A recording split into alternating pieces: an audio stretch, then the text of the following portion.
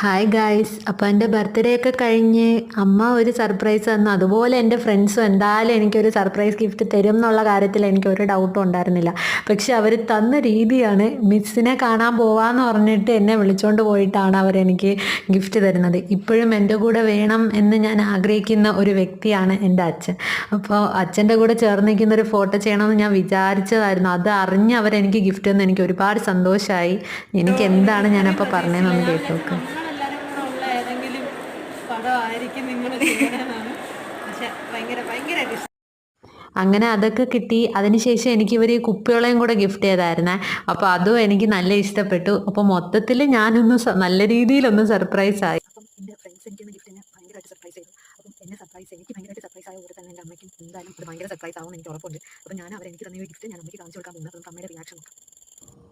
അപ്പോൾ അങ്ങനെ ഞാൻ ഗിഫ്റ്റും കാര്യങ്ങളൊക്കെ സെറ്റാക്കി നേരെ അമ്മയുടെ അടുത്തോട്ട് വെച്ച് പിടിച്ചു. അപ്പോൾ അമ്മയ്ക്ക് എന്താണ് പറയാന്നുള്ളതെന്ന് നമുക്ക് നോക്കാം.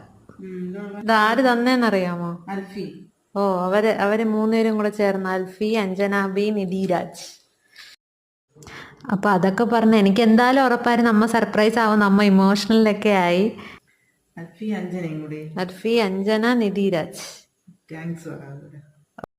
എന്നിട്ട് അമ്മ തന്നെ അത് അപ്പം തന്നെ ഷെൽഫിൽ കൊണ്ട് വെക്കുകയും ചെയ്തു. അത് കഴിഞ്ഞിട്ട് എൻ്റെ അനിയൻ വന്നു. അപ്പോൾ അവനും ഒരുപാട് ആ ഗിഫ്റ്റ് ഇഷ്ടപ്പെട്ടു. മൊത്തത്തിൽ എനിക്ക് ഒരുപാട് ഇഷ്ടമായി. Love you guys.